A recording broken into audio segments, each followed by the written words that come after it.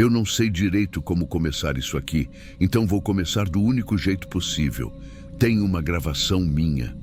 Uma gravação que mostra eu mesmo surtando dentro de uma cabine, chorando, gritando coisas sem sentido. Só que eu não lembro de ter vivido aquilo. Nenhuma parte daquilo. E o pior não é isso. O pior é que tem coisa naquele vídeo que não tem como explicar. Tipo a parte em que eu falo uma frase e, segundos depois, essa mesma frase sai da luminária do teto, com a minha voz, mas toda esquisita, como se alguém tivesse cortado, invertido e colocado para repetir. Enfim, se alguém aí que está ouvindo trabalha à noite, sozinho, em algum lugar fechado, escuta esse relato até o fim, porque eu achava que isso era só mais um bico, um turno fácil para fechar o mês. E hoje, se eu fecho os olhos, eu ainda me vejo lá dentro, mesmo tendo saído de lá faz tempo. Foi em março do ano passado. Eu estava desempregado fazia uns meses, quando um amigo meu me mandou um número dizendo que estão precisando de vigia para um serviço temporário numa fábrica desativada aqui perto. O turno era de meia-noite às 5 da manhã. 4 dias só. Me mandaram o endereço por WhatsApp, junto com uma folha de ponto simples, sem logo, só com o nome da empresa de segurança e CNPJ. Fui conferir depois. O CNPJ é falso. Mas naquele dia, eu nem pensei nisso. A cabeça da gente, quando tá precisando, não faz muita conta. Cheguei no primeiro turno por volta de 11h30. Um cara de jaleco branco me esperava no portão com crachá, rádio e um papel impresso explicando as instruções do posto. Disse que a cabine já estava com energia, que era só entrar, trancar por dentro e observar pelas câmeras se tivesse qualquer movimentação no pátio. A cabine era dessas de fibra, pequena, sem janela, com espuma acústica nas paredes, uma porta de metal reforçada e uma tela com 6 câmeras.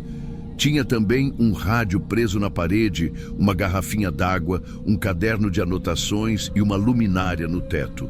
Nada mais, achei tranquilo. Tranquei a porta, sentei na cadeira e comecei a ver as câmeras. Mas ali, na primeira noite, já tinha uma coisa que me incomodou.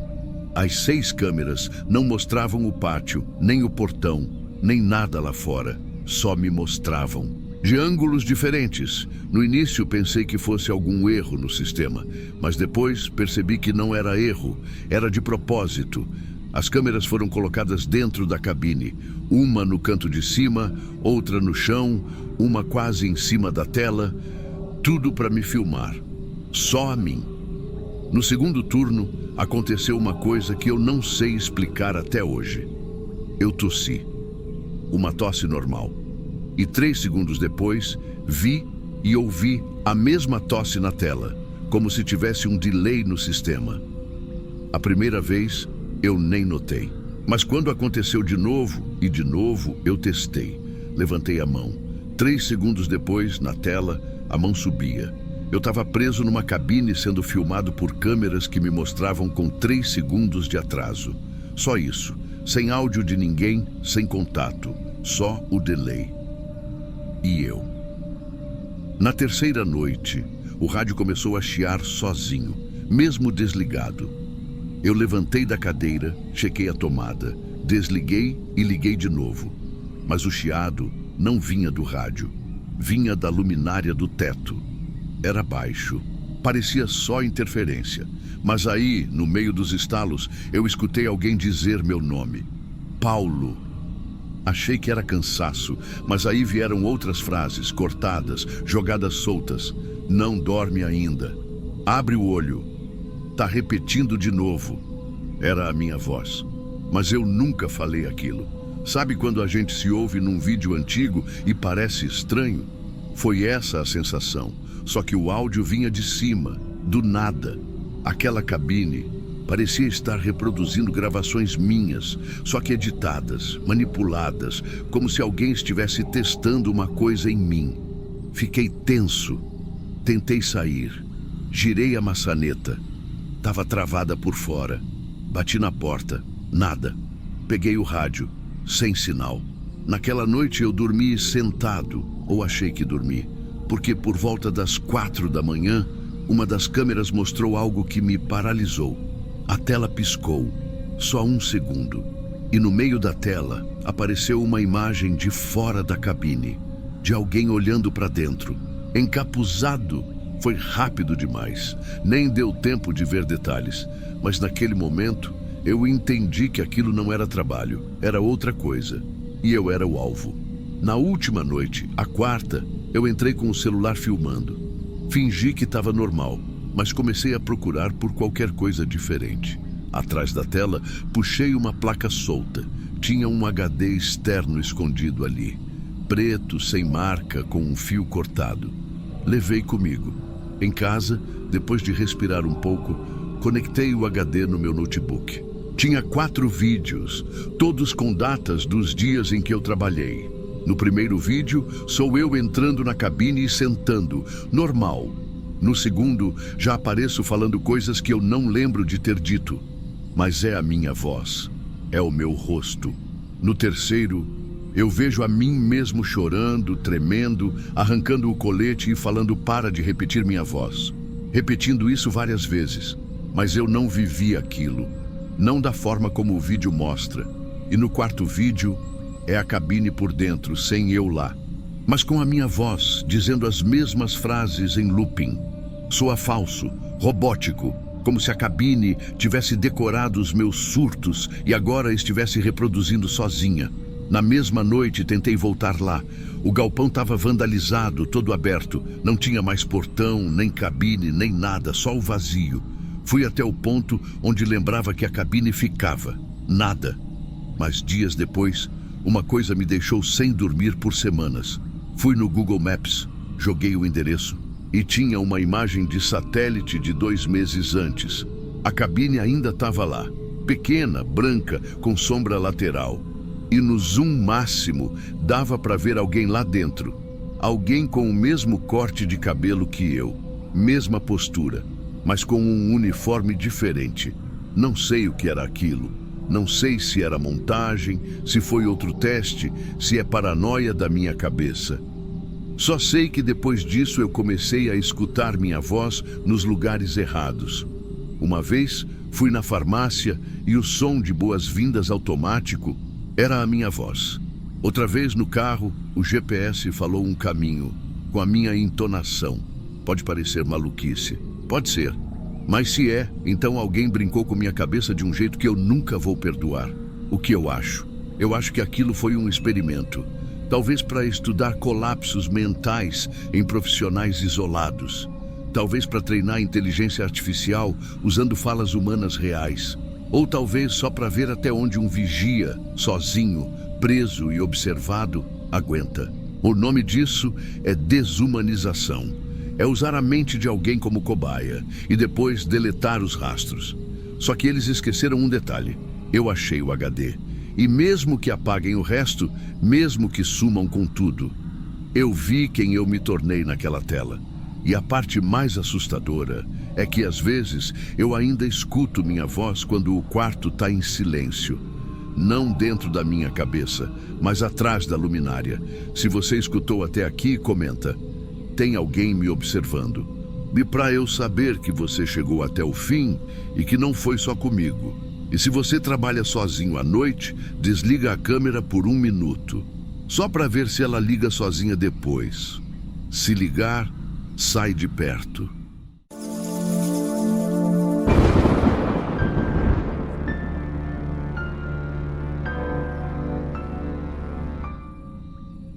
Eu vou direto ao ponto porque eu sei como funciona. Daqui a pouco alguém vai dizer que eu estou inventando, que estou exagerando, que estou querendo limpar meu nome em cima de história mal contada. Mas o que eu vou contar aqui foi real. E se você já trabalhou como vigia, se já passou uma madrugada sozinho num prédio vazio, num hospital escuro, então você vai entender. Na época, eu estava fazendo bico por fora, depois de ter sido dispensado de uma empresa maior por corte de pessoal. Peguei esse turno por aplicativo. Vigia terceirizado, contrato verbal, diária no Pix. Mandaram eu comparecer num hospital militar desativado, lá nos fundos, por volta das 19 horas. Deram o nome bonito de ala de triagem emergencial. Cheguei lá, não tinha placa, não tinha identificação, só um prédio retangular com grade velha, uma guarita de container e um sujeito de máscara me esperando com uma prancheta. Eu achei que era triagem de Covid, de dengue, sei lá. Mas a única coisa que ele me disse foi: você vai ficar ali dentro até às 5 da manhã. Não precisa interagir com ninguém, só observar o paciente na sala de isolamento. Não entre, não toque, não abra a porta, registre qualquer alteração. Em caso de emergência, acione o rádio. E foi isso. Disseram que era só triagem, que não era quarentena, que o paciente seria removido em até 3 horas. Era para ser fácil, parecia fácil. Mas quando deu 2 da manhã, todas as luzes apagaram, o rádio caiu e a porta travou. Era só eu. E ele, o lugar não era grande. Era tipo uma sala de vidro no centro de uma estrutura provisória, com divisórias de plástico e painel hospitalar improvisado. O paciente já estava lá quando cheguei. Deitado numa maca, entubado, coberto até o pescoço, com soro pendurado num suporte de cano PVC. O vidro da sala era fosco, dava para ver só a silhueta. Do meu lado, uma mesinha de metal com prancheta, relógio, um radiocomunicador e uma garrafa térmica que eu mesmo levei. Fiquei sentado, ouvindo os sons da respiração pelo microfone embutido. De início, era ritmado, automático, barulho de máquina. Só que depois da meia-noite a respiração mudou. Não sei explicar. Estava ofegante. Parecia que tinha algo preso na garganta dele, mesmo com tubo. Eu levantei, olhei para o vidro. Ainda estava fosco, mas tinha algo se mexendo lá dentro. O corpo tremia. Os lençóis começaram a formar volume embaixo, como se ele estivesse inchando.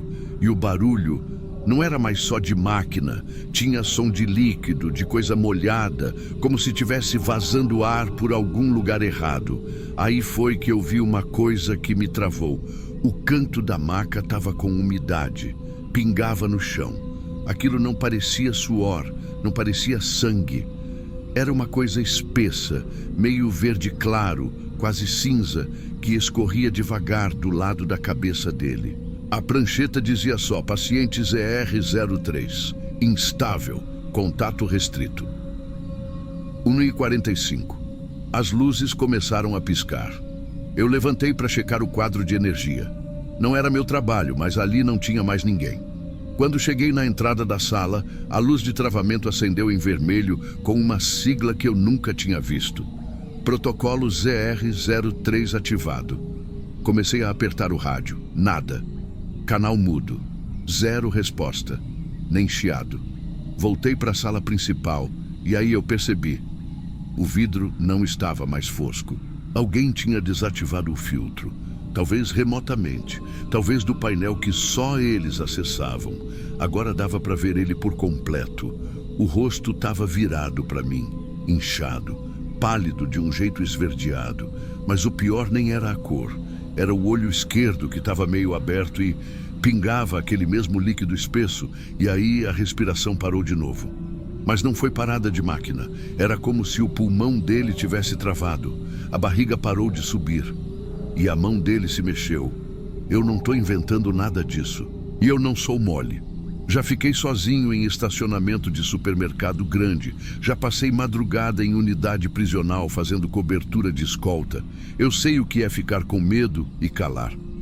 Mas aquilo ali não era medo. Era outra coisa. Era como se tudo ao meu redor tivesse sido pensado para eu estar ali. E ninguém mais. O paciente levantou devagar. A cabeça veio antes do corpo, meio torta, como se o pescoço não tivesse força. O monitor que estava dentro da sala começou a apitar. Frequência cardíaca altíssima. Só que os movimentos dele não batiam com a frequência. Era como se o corpo tivesse reagindo com atraso. E então ele virou de lado e eu vi. Os lábios dele estavam costurados com fio preto. Costura médica, feita de fora para dentro. Meu estômago virou. Eu fui até a saída de emergência, também travada. Comecei a bater no vidro, na parede, gritar no rádio. Nada. Só eu e aquele homem, respirando errado, vazando. E foi quando o ar-condicionado desligou. O calor subiu muito rápido. O teto de lona começou a suar. O chão esquentou por baixo e o cheiro de carne crua, de sangue quente parado, misturado com desinfetante e plástico derretendo. Eu estava sentado na cadeira de plástico com a camisa colada nas costas, olhando para o vidro e vendo o sujeito do outro lado parar, tremer, andar de lado como se tivesse perdido parte do cérebro. Ele não me olhava direto, mas eu sentia. Era como se ele soubesse que tudo aquilo era um teste. Não dele, meu. Ali foi quando eu entendi. Eles não iam voltar. Eles me trancaram com ele para saber quanto tempo eu ia aguentar. Não era erro, não era abandono. Era planejado. Uma experiência. Eu era parte do relatório. Eu não sei quanto tempo eu fiquei ali depois disso. Só sei que parei de olhar o relógio. Parou de fazer sentido contar minuto se ninguém ia aparecer. A única coisa que me mantinha acordado era não vomitar. Porque o cheiro ficou impossível. E também porque o homem, começou a falar.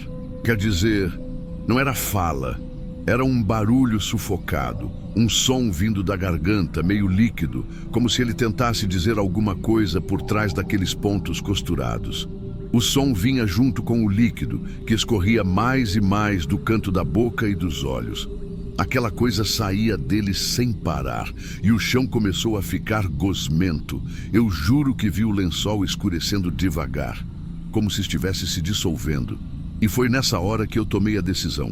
Ou eu achava uma saída, ou ia acabar igual. Corri para o banheiro químico que tinha na área externa, preso com um tapume improvisado. Bati com tudo, puxei, empurrei, e vi que a janelinha de ventilação, aquela de cima, tinha só uma grade frouxa. Foi ali que eu botei a cabeça primeiro, depois o braço, e fui forçando. Eu estava ensopado de suor, me arranhando nos parafusos, com o joelho preso no cano lateral. Mas eu saí arrastado. E quando consegui me jogar do lado de fora da cerca de contenção, não tinha ninguém, nenhum carro, nenhuma luz, nenhum som, só eu. E o gosto de metal na boca. Cheguei na recepção do hospital principal correndo. Era um prédio diferente com movimento, luz acesa, gente entrando e saindo. Tentei explicar o que tinha acontecido. Mostrei a mão cortada, os braços ralados, falei do paciente da sala de isolamento. Ninguém sabia do que eu estava falando. Não tem nenhuma triagem nos fundos, senhor. Esse protocolo que o senhor mencionou não existe. Seu nome não consta nos registros. Qual empresa mesmo que fez seu cadastro? Eles falaram com uma calma que me gelou o estômago. Como se já soubessem que alguém ia aparecer dizendo o que eu disse. Como se estivessem treinados para me ouvir sem realmente ouvir. Pediram para eu aguardar num cantinho da sala de espera. Me deram um copo de água. Chamaram alguém para verificar a informação. Só que enquanto isso, um homem passou pela recepção e entregou um envelope branco para a atendente. Vi ela tirar de dentro a folha com o meu nome, a mesma que eu assinei no início do turno. Ela olhou para o papel, rasgou em 3 partes discretamente e colocou dentro da lixeira debaixo do balcão, como se estivesse jogando fora o último rastro de que eu tinha estado lá. Voltei no outro dia com 2 policiais. Fui com roupa limpa, falei sério, sem levantar a voz. Levei até uma foto que tirei da entrada antes do turno começar. Aquela com o galpão de fundo e o número do container. Mas quando a gente chegou lá, não tinha mais nada. Nada. Nem guarita, nem sala de vidro, nem container, nem banheiro químico. O terreno estava vazio. Só o chão com marca de rodado de carreta e um saco preto pendurado na cerca. Um saco plástico como os de roupa hospitalar, com uma etiqueta branca escrita à mão, risco biológico não classificado. Um dos policiais perguntou se era algum descarte de produto vencido. O outro riu, achando que eu estava inventando demais. Mas eu olhei aquele saco e eu senti o cheiro, o mesmo cheiro da sala, aquele fedor de desinfetante tentando cobrir carne viva. Depois disso, sumiram com tudo. A empresa do bico diz que nunca me contratou. O número do anúncio caiu. O responsável pelo prédio desativado. Sem informação, minhas horas naquele turno não existem. E o que ficou foi isso. Uma noite trancado com um corpo que nunca foi paciente. Uma experiência que não era para tratar ninguém, era para testar. Testar quanto um corpo aguenta antes de colapsar. E testar quanto um vigia consegue suportar o que vê sem enlouquecer. Eu sei que parece demais. Sei que quem está ouvindo pode achar que eu misturei realidade com pesadelo. Mas a pior parte não foi o que eu vi. A pior parte foi o que ficou em mim depois. Às vezes, eu acordo no meio da madrugada com o som daquela respiração artificial. Às vezes, eu sinto um cheiro e a boca enche de saliva, como se o corpo lembrasse do vômito que não saiu. E às vezes, quando olho no espelho com a barba mal feita e o olho cansado, eu tenho a impressão de que meus lábios também estão mais duros, como se tivesse algo costurado ali, por dentro. Por isso eu tô contando. Porque se algum dia você for chamado para um turno especial, num lugar onde ninguém assina nada, fuja, antes que trancarem você também.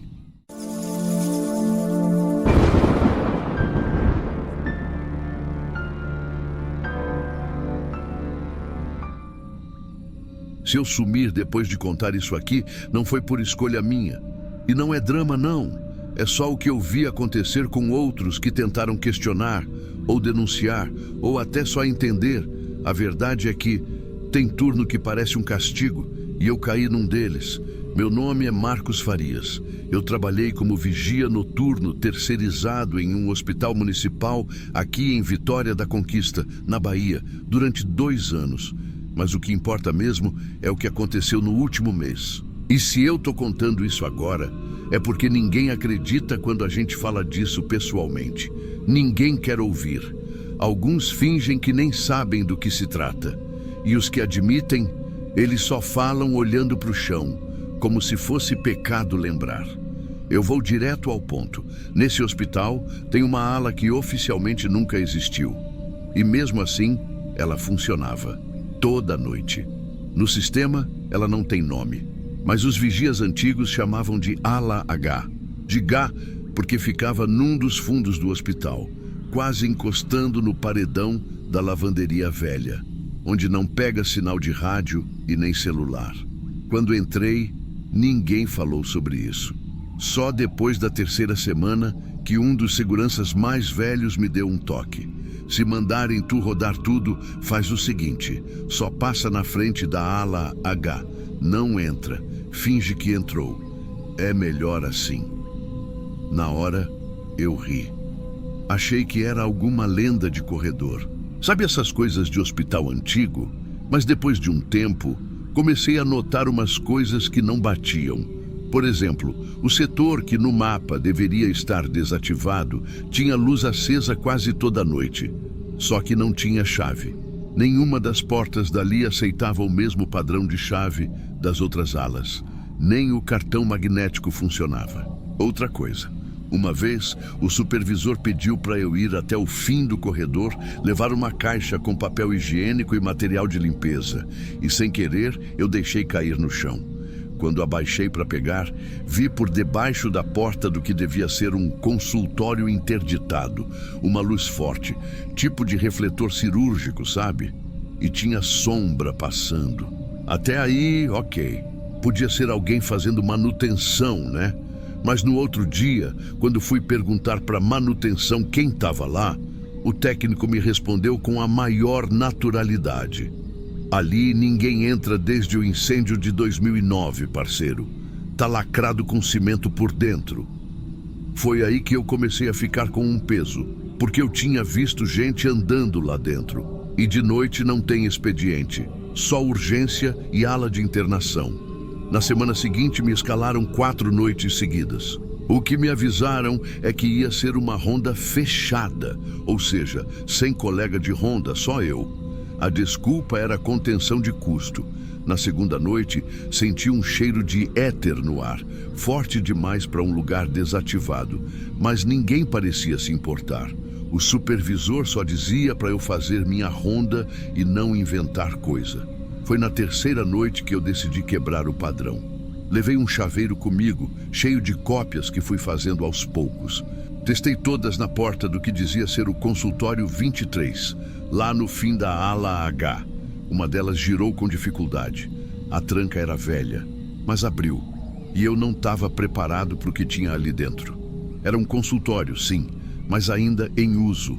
Luzes acesas, lençol esticado, pano úmido sobre uma bandeja com pinça, tesoura, bisturi, tudo com cheiro de produto químico fresco. Na prancheta que ficava sobre a mesa, tinha fichas médicas, algumas de 1996, outras de 2017. Uma delas era de janeiro de 2022. Mas o mais estranho é que nenhuma das fichas tinha prontuário com código do sistema atual. Eu fui anotando alguns nomes para procurar depois no computador da portaria.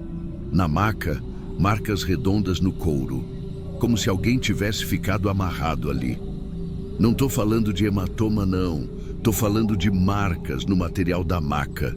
Tipo desgaste de tanto prender coisa ali. Aí eu tirei o celular do bolso para registrar. Fiz umas fotos meio tremidas, mas deu para captar. Só que assim que saí da sala, a tela apagou, travou. Fiquei com o dedo no botão por minutos e nada. Quando reiniciou, as fotos tinham sumido. E o sistema dizia, arquivo corrompido. Na hora de sair, percebi um detalhe que me perseguiu desde então. Na placa de cima da porta, o escrito Consultório 23 estava colado sobre um adesivo mais antigo. Arranquei um pedacinho com a unha. Por baixo, dava para ler, quase apagado, observação. Como se aquele lugar já tivesse sido outra coisa antes. Como se tivesse virado outra coisa agora. E ninguém quisesse admitir. Voltei para o plantão com a cabeça a 1000. Passei as outras horas tentando entrar no sistema com os nomes que anotei da prancheta. Nada. Nenhum resultado. Então eu fui ao setor administrativo no dia seguinte, antes de ir embora. Perguntei por uma ex-funcionária cujo nome estava na ficha como responsável pelo atendimento. Marisa Almeida. A mulher do administrativo nem piscou. Só respondeu, esse nome não consta aqui desde 2009. E se for a Marisa que eu tô pensando, ela morreu no incêndio. Naquela noite, a última do meu turno estendido, eu fui direto até lá. A luz da ala H estava acesa. Todas as luzes. O corredor inteiro brilhando, como se fosse início de expediente. Cheguei na porta do consultório. Travei por alguns segundos, mas empurrei. A maca estava lá. A bandeja com os instrumentos também. Só que dessa vez, tinha uma mulher de pé no canto da sala. Ela usava o uniforme antigo do hospital. Aquele verde com a logomarca antiga bordada no bolso. E o nome Marisa ainda costurado. Ela me olhou firme, sem susto, e disse sem levantar a voz, ainda não é sua hora de saber. Saia daqui. Eu congelei. Não sei quanto tempo fiquei parado ali. Quando consegui dar um passo para trás, travei a porta com tudo e saí.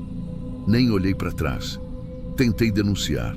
Entreguei uma carta com tudo documentado, inclusive alguns prints que consegui recuperar, conectando o celular no notebook em modo de recuperação. Mas a resposta veio rápido demais. Me ligaram no outro dia dizendo que meu contrato estava encerrado, que tinham recebido uma denúncia contra mim por invasão de setor interditado. 2 dias depois, soube por um amigo da manutenção que a ala H tinha sido demolida. Mas aquilo me corroeu, porque eu estive lá depois da suposta demolição, com tudo funcionando. Antes de devolver o crachá, passei mais uma vez pelo corredor. A parte externa já estava coberta por tapumes, mas um pedaço da parede ainda dava para ver. E ali, escrito com carvão, bem na base, estava escrito: "Esse turno é só para quem aceita esquecer." É por isso que eu estou mandando esse relato para o Diário de Terror. Porque esquecer é o que eles querem que a gente faça. Mas eu não vou esquecer. E agora vocês sabem também. Eu não sou doido. Eu não inventei nada. Tudo que eu falei aqui aconteceu. E se alguém aí que estiver ouvindo já trabalhou num lugar onde certos setores pareciam existir só à noite, onde algumas alas não aparecem na planta, mas continuam com luz acesa, comenta. Não me deixa achar que eu sou o único.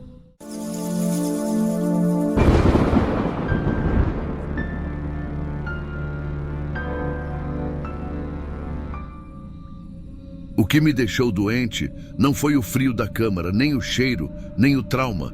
Foi saber que aquele corpo nunca deveria estar lá. E que quando eu denunciei, me disseram que não havia corpo nenhum. Meu nome é Kleber Moura. Eu sou de Santos, litoral de São Paulo. Tenho 50 anos hoje, mas naquela época eu estava com 46, se não me falha a memória. Trabalhei por quase 2 anos como vigia noturno numa cooperativa de resíduos hospitalares, dessas que ninguém fala sobre, mas todo o hospital conhece. Não era um lugar bonito nem organizado. Era um galpão grande, com um cheiro de produto vencido e um silêncio que até o motor do gerador parecia respeitar. Tinha só uma entrada, uma guarita improvisada e uma salinha nos fundos que ninguém entrava. Ninguém. Ela vivia trancada e disseram para mim, no primeiro dia, que eu só precisava anotar a temperatura no painel digital do lado de fora e deixar quieto. O painel era simples, mostrava a temperatura da câmara fria que ficava lá dentro. Aquela sala era refrigerada 24 horas, tinha gerador próprio, sistema de backup, tranca tripla e nenhuma câmera apontando para dentro. Quando perguntei o que tinha lá dentro, falaram que era material em análise para o Ministério Público. Coisa judicial, nada que fosse da minha conta. Eu só precisava vigiar a entrada, fazer os registros e acionar a chefia caso algum alarme tocasse. Nas primeiras semanas, tudo correu como prometeram.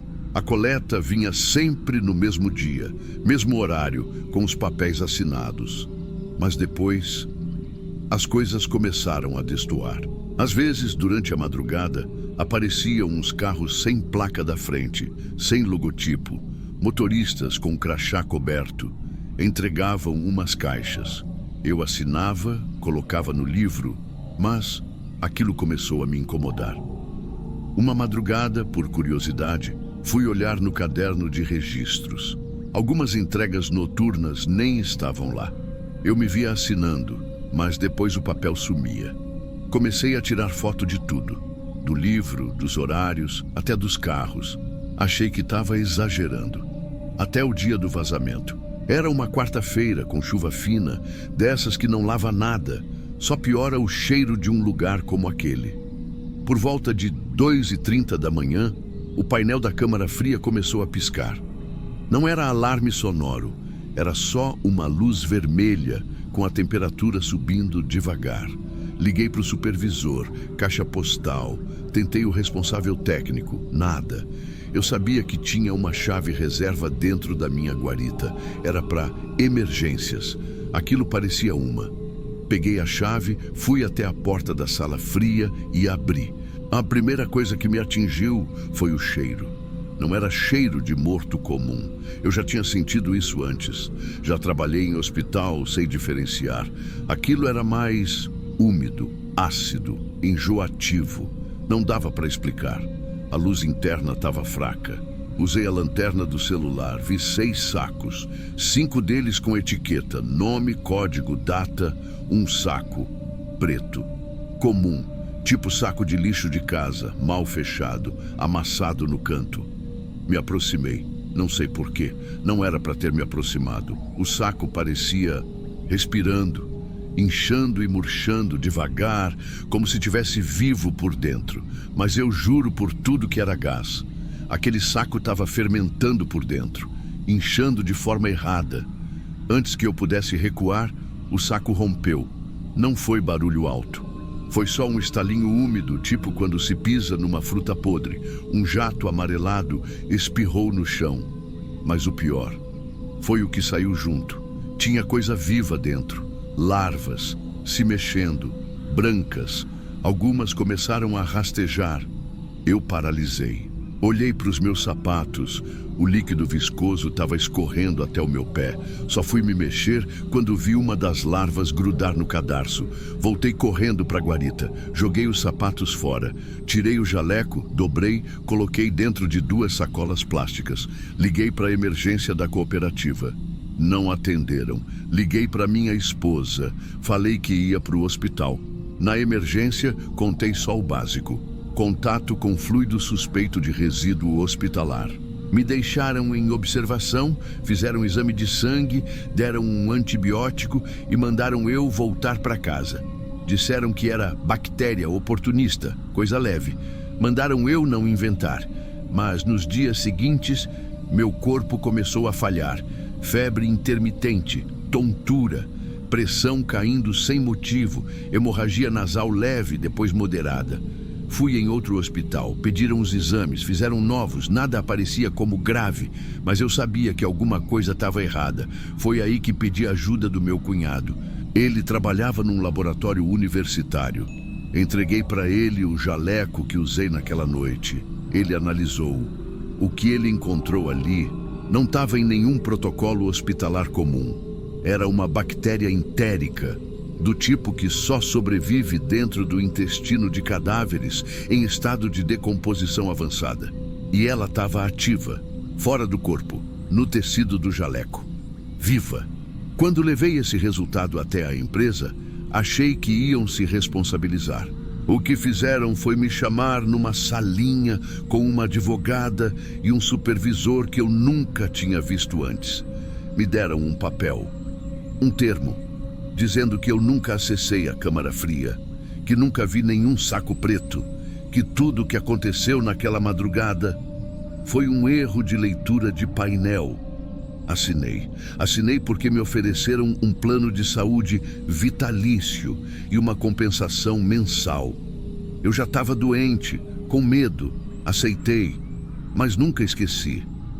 Só que meses depois, meu medo virou obsessão. Comecei a revisar os registros antigos, as fotos que tirei.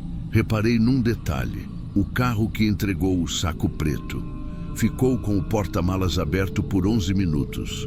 Dá para ver na câmera externa. E mais, dá para me ver ali, em pé, do lado, acenando com a cabeça, como se tivesse autorizado a entrada.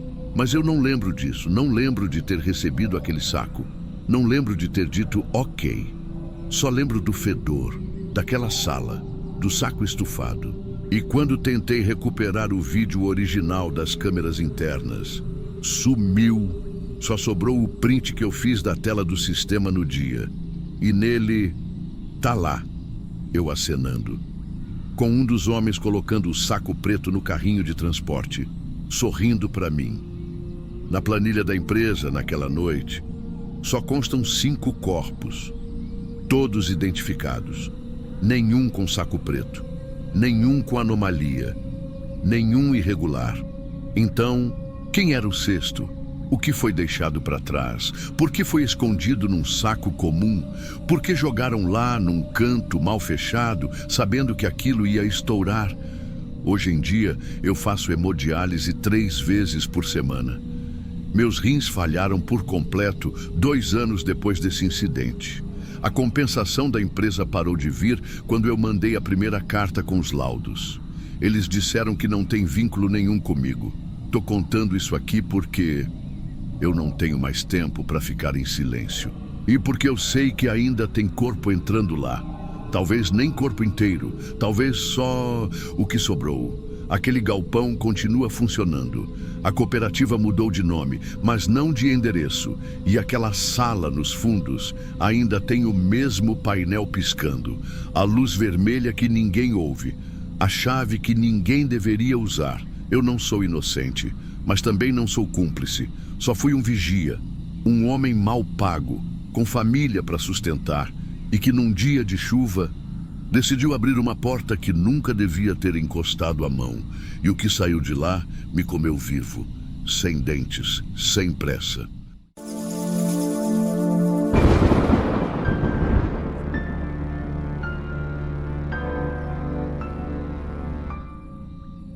Eu já trabalhei como vigia de tudo que você puder imaginar, desde depósito de madeira até condomínio de luxo que só mora gente que não olha nem na sua cara. Mas o lugar que mais me tirou o sono, até hoje, foi justamente aquele onde, teoricamente, eu estava ali para proteger gente que não tinha mais nada, um abrigo municipal.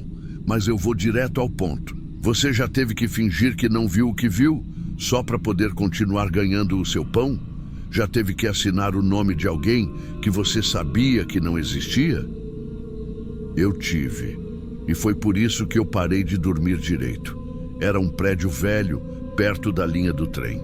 Não tinha placa, não tinha entrada principal com letreiro, nem cor de ONG nenhuma. Diziam que era uma parceria com a prefeitura, mas quem cuidava mesmo era uma tal organização social. Dessas que mudam de nome quando dá problema. Fui contratado para fazer o turno da noite, das 20h às 6h, portão fechado depois das 9. Ninguém entra, ninguém sai. E se sair, só com autorização escrita. A maioria dos que estavam lá era homem entre 30 e 50 anos, alguns com problema de álcool, outros com histórico psiquiátrico. Mas gente calma, a maioria. Só queriam dormir num colchão seco, comer sem medo. Só isso. E a gente fingia que era aquilo que estavam recebendo. Na primeira semana recebi a tal da lista. Chegava num envelope branco toda madrugada, deixado ali na mesa da portaria. Nunca vi quem entregava. 36 nomes, sempre 36. E a estrutura só tinha 30 camas. Eu achei que era erro. Fui perguntar para a supervisora da ONG, que fazia ronda de vez em quando. Ela me disse assim: o número do sistema é 36. É isso que importa. Você só confere se os nomes batem. Não precisa saber de mais nada. E eu, bicho, eu estava precisando trabalhar. A idade pesa.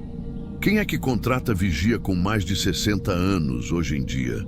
Então eu assinei, toda noite. Repassava o papel e pronto. Mas teve um dia que eu não consigo apagar da cabeça. Era umas 3 da manhã. Eu estava sentado lá fora, perto do portão, quando escutei batida. Forte, desesperada. Era uma mulher. Estava de moletom, ofegante, com um celular na mão.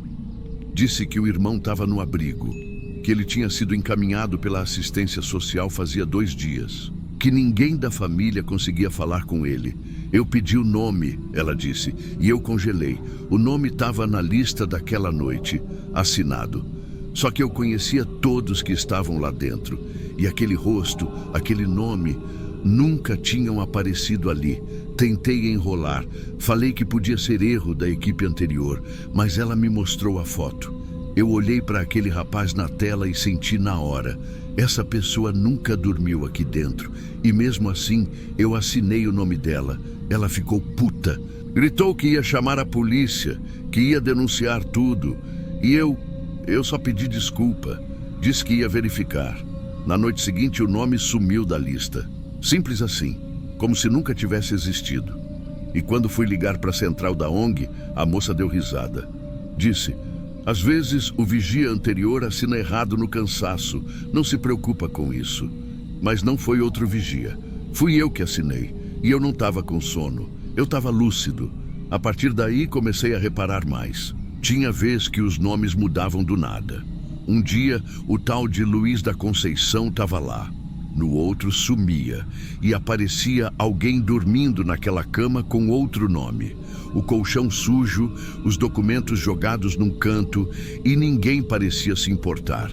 Até que chegou a sexta-feira, 3 da manhã, o interfone toca. Era uma visita técnica. 2 homens de jaleco, uma mulher com crachá da ONG e mais 2 sujeitos de terno. Nenhum deles se apresentou direito. Só disseram: seguinte, Sr. Joel, vamos fazer uma checagem rápida. Pode continuar aí na portaria, não precisa interferir. Fiquei ali, quieto, observando. Mas eu escutei tudo. Eles acordaram um por um. Faziam perguntas baixas, rápidas, como se estivessem marcando item de checklist. Depois pegavam uma lista impressa, uma que eu nunca tinha visto, e iam riscando nomes com marca-texto. Um deles falou alto demais. Esses 4 já renderam o que tinham que render. No sábado, as camas desses 4 estavam vazias. Os lençóis jogados num saco azul de lixo. E os nomes deles nunca mais voltaram para a lista. Foi aí que eu parei de ser burro. Peguei uma folha antiga e comparei com a nova. Os 4 nomes que sumiram tinham todos aparecido no mesmo dia, como se fossem um lote.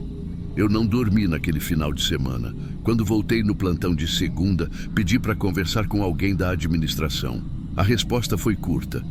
Esses nomes eram de passagem, entram e saem todo mês. Isso é normal. Mas eu comecei a anotar, fiz cópia da lista, comecei a guardar os papéis em casa, e foi aí que conheci o Cazuza. Não era o nome real dele, mas era assim que o pessoal chamava. Devia ter uns 40 e poucos, olhos acesos demais para alguém que vive na rua. Ele era o único que perguntava, o único que contava quantos entravam e quantos saíam. Uma madrugada, ele me disse: sabe o que acontece com quem pergunta demais aqui dentro, seu Joel? Vira número. Depois nem isso. No dia seguinte, ele tentou fugir. Escalou a grade, gritou que estava sendo vigiado, que não queria ser mais um. Foi sedado por um dos cuidadores e levado de maca. E sumiu. Tentei saber para onde tinham mandado ele. A ONG disse que não havia nenhum registro com esse nome. Que talvez eu tivesse confundido com outro interno, mas quando abri meu caderno de anotações, o campo onde ele costumava assinar estava apagado, digitalmente modificado, como se nunca tivesse estado ali. A assinatura dele simplesmente não existia mais. É por isso que eu estou contando isso agora.